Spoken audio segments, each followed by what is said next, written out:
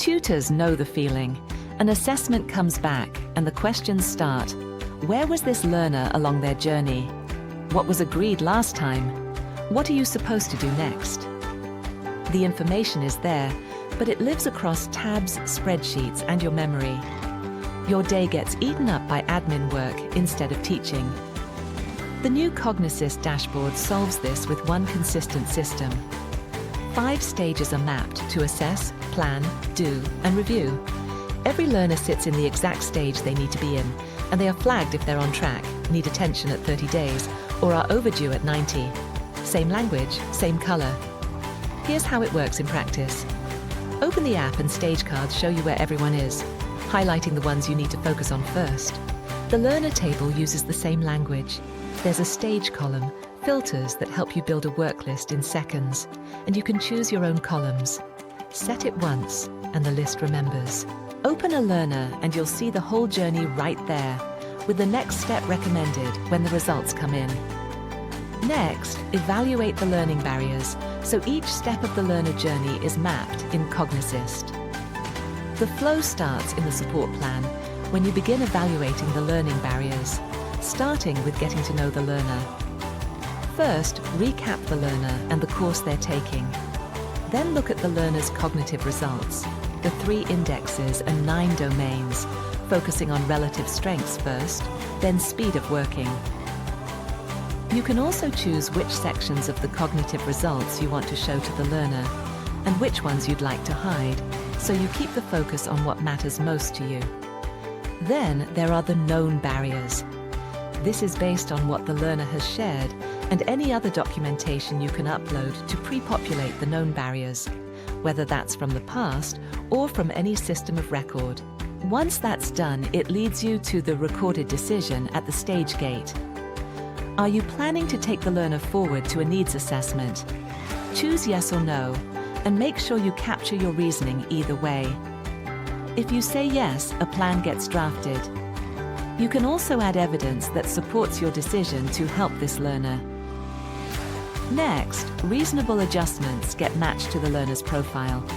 Write them specifically for the course and explain why each one is there, how it helps, why it should work, and which barriers the adjustment is linked to. You'll see 2 prompts, one for what success requires and one for what happens without support. This flow closes the Consider Needs stage, so you can move on to the Needs Assessment meeting. Now, sit down with the learner. The needs assessment guides you through all the stages you've chosen, making sure the information about the learner is correct. Go over the cognitive results and review the areas you've decided to cover with the learner. Make sure you discuss known barriers and update them if needed. Then create a plan together by focusing on reasonable adjustments. Talk about what has worked for the learner in the past and what else you could add to make sure the adjustments fit exactly what the learner needs and expects. When it comes to support, rewrite the goals with the learner. This way, the learner's voice is present throughout, and the plan reads like something they truly agree with. After that, you reach the stage where the learner either agrees to receive support or decides to defer or refuse it.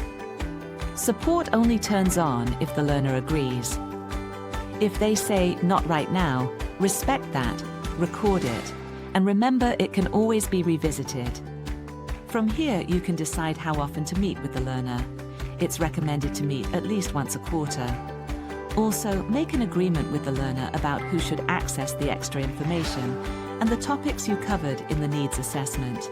Once that's done, you can share the needs assessment with the learner. Download a copy for yourself if you want. What's next? Start recording all the support you give to the learner on a regular basis. Go into the evidencing section and record each support, whether it's regular or above and beyond. Now you have the option to use an e-signature. The learner can sign by scanning a QR code or clicking a link in their email. This makes it easy for you to stay fully compliant with all the requirements. Everything is set up to make sure your evidence is captured the right way. The e-signature is also available in the support plan. After you finish the needs assessment meeting, you can sign the support plan right away. You can also track all the milestone reviews you have with the learner. Each time you meet, whether it's every 4 weeks or every quarter, all agreements and progress are recorded in the progress review. Now, there's a toolkit section where you'll find all the reasonable adjustments and learning modules you want to assign to the learner. This area is always being updated based on the learner's progress and your regular progress reviews. This means less guesswork for tutors and more time for learners to focus on what really matters, their learning experience. Thank you.